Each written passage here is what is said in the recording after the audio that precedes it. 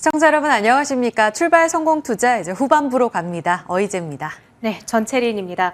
오늘 월요일 같은 금요일이 시작됐는데 왜인지 아주 힘차게 시작해볼 수 있을 것 같습니다. 미국 증시가 간밤에 시원한 상승세를 연출해준 덕분인데요. 글로벌 원샷 통해서 바로 확인해 보시죠.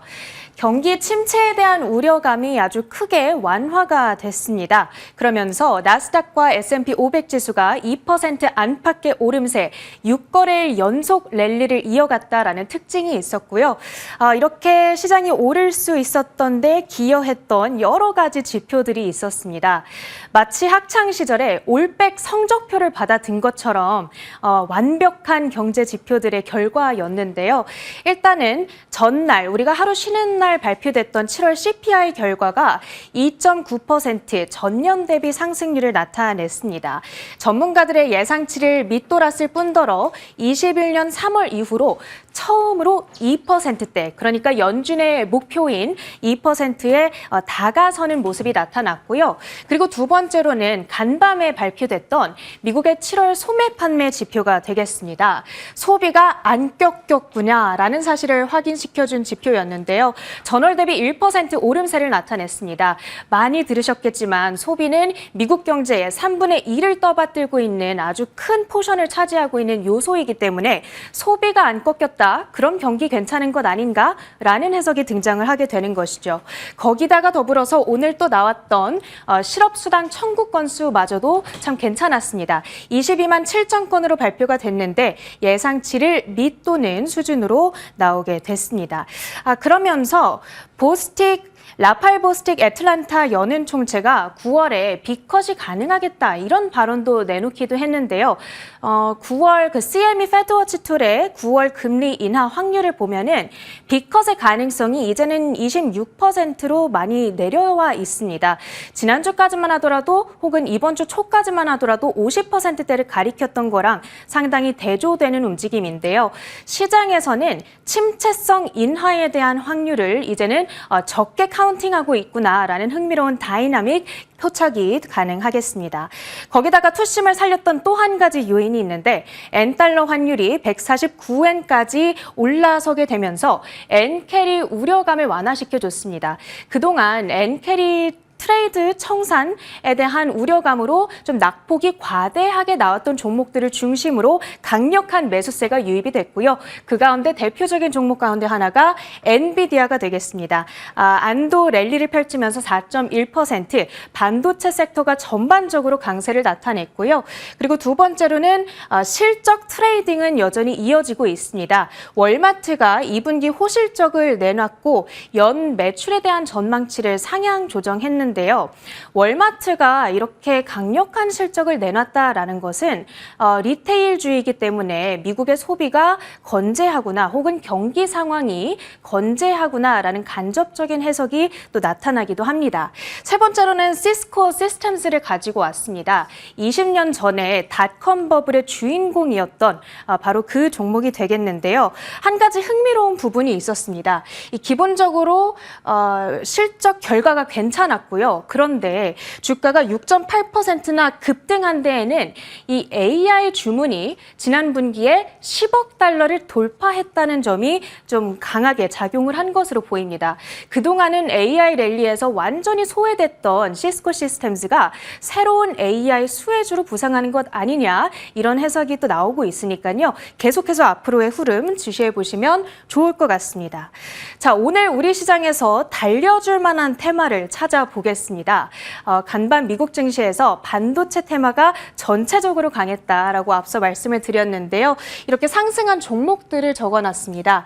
마이크론이 6.5%, 어플라이드 머티리얼즈, 정규장에서 5.1% 올랐었고요. 램 리서치, 필라델피아 반도체 지수까지 5% 안팎의 상승 흐름을 간밤 연출해 줬습니다. 거기다가 더해서 오늘 우리 증시 반도체 투심에 조금 더 플러스가 될 만한 요인이 한 가지가 있었는데요.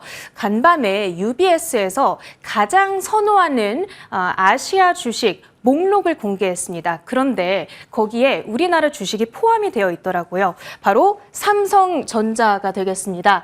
PT를 11만 6천 원 선으로 제시를 하고 있고 포텐셜 업사이드, 상승 여력을 50.3%까지 제시를 하고 있으니까요. 이 부분에 대한 기대감을 조금 가져봐도 좋지 않을까 싶고요. 그리고 엔비디아의 경우에는 투심을 살려줬던 한 가지 더 뉴스가 있었는데요. 전 구글의 CEO죠. 에릭 슈밋이 어제 스탠퍼드에서 강연을 했는데 이 자리에서 엔비디아는 앞으로도 계속해서 AI 위너, 승자가 될 것이다 라고 얘기를 했습니다. 왜냐하면 내가 지금 알고 있는 빅테크 관계자들이랑 여러 가지 관계자들이랑 교류를 하면서 대화를 해봤을 때 이들이 AI 데이터 센터 증설에 우리는 200억 달러, 500억 달러, 그리고 많게는 1000억 달러까지 투자를 해야 된다라고 얘기를 한다는 겁니다. 그러면 이 많은 돈이 전부 다 엔비디아에 들어가게 된다면 주식시장에서 우리가 어떤 식으로 투자를 해야 하는지 거기에 대한 정답은 나오지 않느냐 이런 언급이 있었더라고요. 앞으로 엔비디아에 대한 투심에 계속해서 작용을 할 수 있을지 또 지켜보면 좋을 것 같습니다. 자, 또 하나 오늘 기대되는 섹터가 바로 2차 전지 주들이 되겠는데요. 그 이유가 간밤 테슬라가 6.3% 급등했기 때문입니다. 그러면서 214달러 선에 종가를 형성했고요. 물론 지난달에 인도대수 서프라이즈를 발표하면서 260달러대까지 올라섰던 것에 비하면 아직까지는 좀 아쉬운 수준이기는 합니다. 하지만 이렇게 회복 국면을 좀 나타내고 있다라는 점 긍정적으로 풀이가 되고 있고요. 최근에 테슬라 주가가 급등했을 때 같이 움직였던 2차 전지 관련주들 리스트를 적어놨습니다. LG 에너지 솔루션부터 에코프로 그룹주들 4형제까지 이렇게 포함이 되어 있는데요.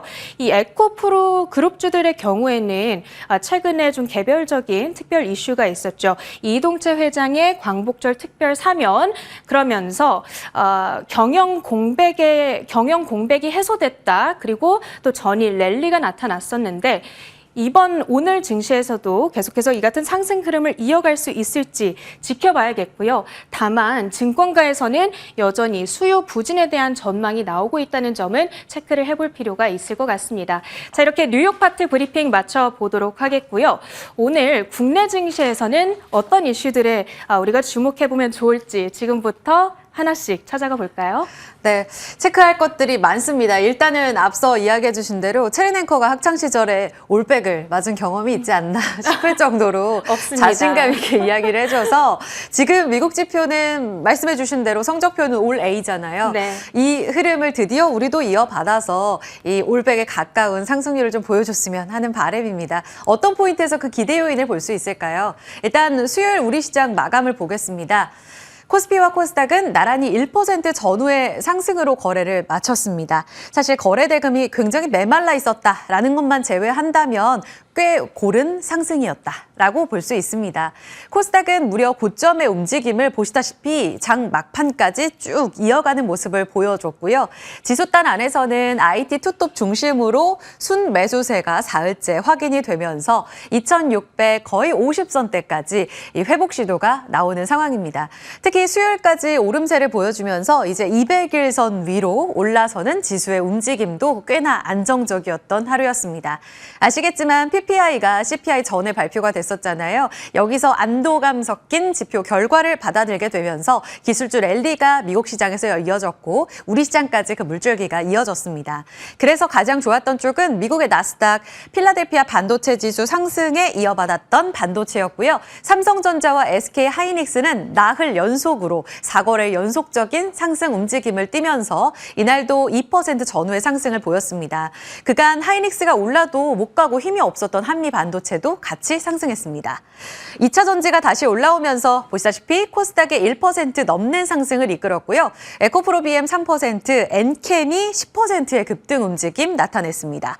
아래쪽으로 보시면 2차 전지와 같은 맥락 안에서 해리스 트레이드로도 살펴볼 수 있는 신재생단이 좋았었고요. 헬스의 약진 그리고 전력 수요 크게 늘어나면서 신재생 그러니까 태양광, 풍력, SOFC 그리고 전력, 변압기 쪽 더불어 이어서 전선까지도 함께 상승했습니다.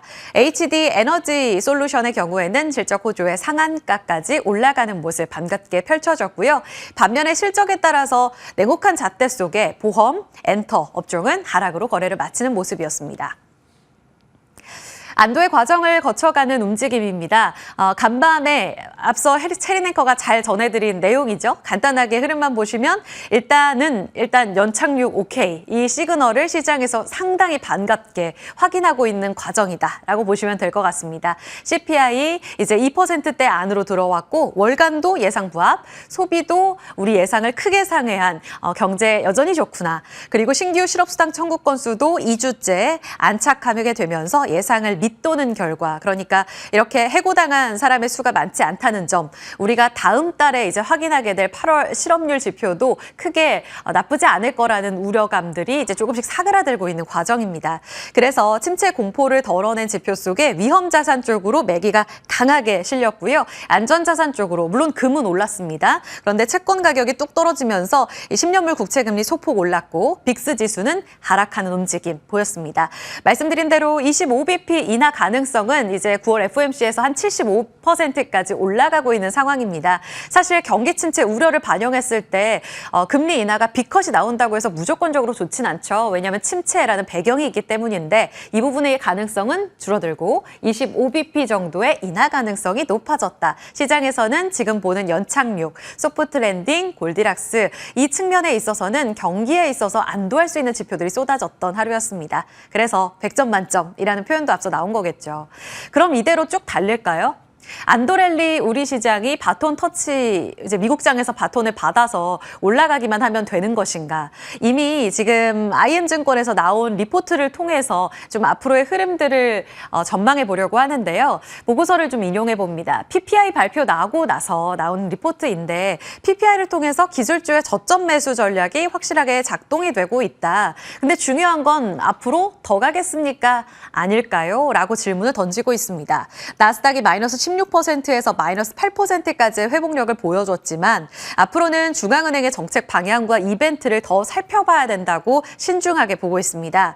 이제 8월 말에 다음 주에 잭슨홀 미팅이 있고요. 8월 28일에 엔비디아 실적 발표가 있습니다. 근데 중요한 건 빅테크 캐펙스 자본 지출과 관련된 내용을 이번 어닝 시즌에서 쭉 소화했었잖아요. 이 때문에 버블 그리고 나서 언제 수익으로 연결되는가에 대한 우려감도 커졌던 게 사실인데 이번에도 EPS 성장률은 그동안 두 자릿수 QOQ로 보여줬었거든요. 근데 7% 성장에 그칠 거다. 두 자릿수까지 나오긴 어렵다. 이미 EPS 하향 추세의 길을 걷고 있다라고 보고 있습니다. 따라서 실적이 여기에 부합하게 될 경우 이미 예상해서 급락했어 라는 측면에서 반등을 줄지 아니면 이럴 줄 알았어 하고 계속 여기에서 $120에서 머무는 엔비디아의 실망스러운 주가가 나타날지 여부는 뚜껑을 열어봐야 알겠습니다만 크게 기대를 갖긴 어렵다라는 이야기를 IM증권에서 하고 있습니다. 그리고 추가적으로 9월 초에 고용지표 더불어서 이제 당장 25bp 정말 인하할까? 17일, 18일에 FOMC 회의까지 기다리고 있는 상황이죠. 이러다 보니까 산재한 변수 속에서 2670선 다시 그러니까 갭 하락으로 떨어졌던 8월 2일에 종가 수준까지 회복해 쭉 달리기는 쉽지 않을 거라는 이야기를 하고 있고요. 이벤트를 확인하고 9월 동안은 시장이 정체될 거다. 그러면 어떻게 전략을 짜야 될까? 낙폭과대주 트레이딩 전략으로 가고 주도주는 당분간 안 나타날 걸이라는 이야기를 하고 있습니다.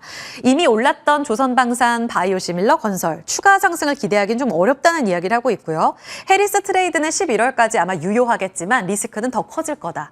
마지막으로 반도체는 계속해서 변동성에 유의해야 한다라는 이야기를 합니다. 반도체 정말 지금 변동성이 커질 구간일까요? 사실 8월 5일에 저점을 기록하고 나서 급반등 줬던 이런 낙폭과대 종목들 대비로는 반도체가 많이 못 갔었습니다. 그런데 최근 한 3, 4일 연속적으로 외국인 수급이 유입되면서 IT 투톱이 다시 주목을 받고 있죠. 변동성은 유의해야겠지만 아직 기술적으로 봤을 때 저점 메리트가 부각되고 있는 현 자리, 기회가 높다라고 증권가에서 일각에서는 보고 있습니다. 물론 IM증권에서는 변동성 유의해야 된다는 이야기를 하고 있지만 그래서 시장에서는 지금 다음 주도주 후보군으로 시장 수급과 함께 밀고 당기는 이런 밀당 구간에 놓여 있는 상황인데요. 강력해진 주도 섹터의 후보군 그 수급의 힌트를 담아보고자 합니다. 외국인들이 지금 투톱을 적극적으로 담아가는데요. 삼성전자 사실 8월 들어서면서 초반부터는 팔았었거든요. 그런데 나흘 동안 최근에 500만 주 담아가면서 저점에서 무려 10% 올랐습니다. SK하이닉스도 나흘 동안 200만 주 넘게 러브콜을 보내더니 저점에서 끌어올리는 속도를 보시면 삼성전자 그 배죠. 23%까지 바닥에서 올라왔습니다. 그래서 18만 원까지 안착을 했는데 20만 원까지 쭉 갈 수 있을까가 제일 중요하겠죠. 그리고 기관 쪽에서는요. 이 IT 투톱에 집중하기보다는 더 고점 대비 많이 빠져서 기대 수익을 높일 수 있는 소부장단으로 집중하고 있습니다. 최근 들어서 소부장에는 크게 손이 가지 않았던 분들도 아마 이쪽을 눈여겨보셨을 텐데요. 지난 14일에 기관들의 순매수 리스트를 보면 에코프로비엠 그리고 대주전자재료 제외하고는 소부장단 일색이었습니다. 리노공업, ISC 같은 테스트 소켓 이미 8월 5일 저점 딛고 나서 시장 대비 굉장히 강했죠. 더불어 한미반도체, PSK홀딩스, 월덱스, 유진테크까지 올라서는 모습 확인되고 있습니다. 최근에 당잠사 때도 전해드렸지만 삼성전자, SK하이닉스 지금 디램 투자와 관련돼서 다시 또 투자를 재개하면서 소부장단의 물줄기 이어질 수 있는 뉴스가 나오고 있습니다라고 전해드렸는데요. 이쪽 부분에서 이제 반도체 슈퍼사이클 영향받아서 이 가격 메리트까지 부각되고 있는 이 자리에서 추세 상승을 만들어낼 수 있을지는 체크가 필요하겠습니다. 물론 이렇게 질문을 달아봤지만 8월 28일 엔비디아 실적 발표 이후에 그 분수령이 될 이벤트를 소화한 이후의 표정이 제일 중요할 텐데 IM증권 이야기처럼 기대치는 낮추되 여기에서의 기대 수익률은 상단 어디까지 볼 수 있을 것인가 개장 중계 때 전해드릴게요. 그리고 주도주 후보군 다음 밀고 당기기 이어지고 있는 후보군은 바로 2차 전지입니다. 앞서 테슬라가 또 한 번 추가 상승을 나타내면서 체리냉커도 오늘 2차 전지 기대됩니다. 라는 이야기를 전해드렸는데요. 지금 보면 2차 전지를 둘러싸고 있는 포인트들을 보면 실적이나 수주 측면에서는 사실 기대할 게 크진 않습니다. 아시겠지만 실적 측면 전기차 캐즘을 소화하고 있고 최근에는 국내에서 화재 사건까지 등장하면서 지금 전기차 판매에 있어서 더 제동이 걸린 상황이죠. 하지만 밀릴 대로 밀려있는 지금 조정권 안에서 봤을 때 수급은 빈집이고요. 내러티브 측면에서 봐도 해리스 트레이드 그러니까 11월까지 아이디어 살아있고 금리 인하 이제 9월부터 인하 들어가게 되면 앞으로 성장주 유리해지겠죠. 그리고 오너부재 리스크 해소와 함께 최근 전기차 화재 대책 측면에서 전고체가 대안으로 떠오르기도 했습니다.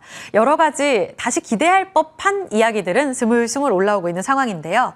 저점 대비 그럼 회복력을 봤을 때 워낙 이 장기적인 낙폭 과대주인데 회복력이 꽤 나쁘지 않습니다.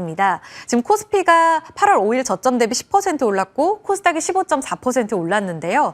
특히 코스닥 안에 자리하고 있는 종목들의 회복력이 좋습니다. 대주전자재료는 26%나 올랐고요. 엔캠이 지난 수요일에 급반등 주면서 24% 저점 대비 올랐습니다. 무려 전고체 대장주로 등극하고 있는 레모는 54%나 오른 구간입니다. 여기서 그럼 얼마나 더 갈 수 있을까? 이 내러티브가 살아있고 수급이 집중되게 돼서 이 투심만 회복하게 되면 더 달릴 수 있을지 아니면 다른 쪽으로 물줄기가 이어진다면 덜 갔던 셀사로 이어질까에 대한 밸류체인 고민도 필요하겠습니다. 자, 그러면 우리는요. 그 기존 주도주들이 설 자리가 없어질 수 있겠다라는 생각이 최근에 많이 드는데요. 아시겠지만 뭐 조선, 방산, 그리고 화장품, 음식료 상반기 내내 잘 달렸었던 섹터입니다. 그리고 나서 공교롭게도 이 화장품의 대장주인 실리콘투, 음식료의 대장주인 삼양식품이 6월 19일 고점을 경신하고 두 달 내내 계속 쉬고 있는 구간입니다. 상반기 동안에 지금 상승률을 보실까요? 정말 대단하죠. 화장품 대장주인 실리콘투는 고점까지 600% 올랐습니다. 5,000원에서 54,000원 갔으니까요. 삼양식품도 200% 넘게 올랐는데 고점 대비 조정받은 폭은 한 20% 넘어가면서 비슷하게 조정받고 있는 구간입니다. 나머지 종목들도 비슷한데 일단 대표적으로 비교하고자 이 두 종목만 적어봤습니다. 그래서 지금 이들이 설 자리가 없는가? 아니면 실적이 정말 계속해서 좋다면 지금이 기회인가를 고민해 봐야 될 때입니다. 왜냐하면 최근에 계속 순환매가 빠르게 이어지면서 너나 할 것 없이 각자의 계절이 돌고 있구나를 아마 확인하고 계실 것 같아서 이 부분도 체크를 해봤고요. 실적이 흔들리면서 온도차가 나타나고 변동성이 커지고 있는 화장품주, 간밤에 미국 소비가 다시 개선됐고요. 울타뷰티도 급등하게 되면서 화장품주 전체적인 센티를 개선시킬 만한 배경이 등장하고 있습니다. 여기에 영향받을지 여부 체크가 필요하겠고요. 잠시 후 개장 중계에서 전해드리겠습니다. 다만 삼양식품은 지난 수요일에도 많이 좀 조정을 받았어요. 사상 최대 매출 기록했음에도 불구하고 하반기 수익성 좋다고 하는데 두 달째 쉬고 있어서 이 주가 기회로 봐야 할지에 대한 고민도 필요하겠습니다. 다음으로 또 넘어가서 보면 실적인데요. 최근 들어서 최고의 방어이자 계속해서 최고의 아이디어로 등장하고 있는 것이 바로 실적입니다. 하지만 이 부분도 일정 부분 거의 일단락이 되고 있습니다. 8월 15일이 반기 보고서 제출일이기 때문인데요. 아마 늦가기로 오늘까지 제출하는 몇몇 기업들이 있겠지만 이제 대다수 제출을 했습니다. 그래서 실적에 따라 엇갈리면서 변동성을 보이는 아이디어도 8월 중순부터는 꺾일지 여부를 체크해 보셔야겠는데 오늘까지는 그래도 유효하겠죠. 지금 시간 장 마감하고 나서 14일 이후에 실적 발표 내놓은 종목들 안에서 증권가에서 TP 상향 조정하고 하향 조정한 쪽 세 가지 가져왔습니다. CJ 같은 경우에는 간밤에 울타뷰티가 급등했기 때문에 같이 보셔야 될 것 같아요.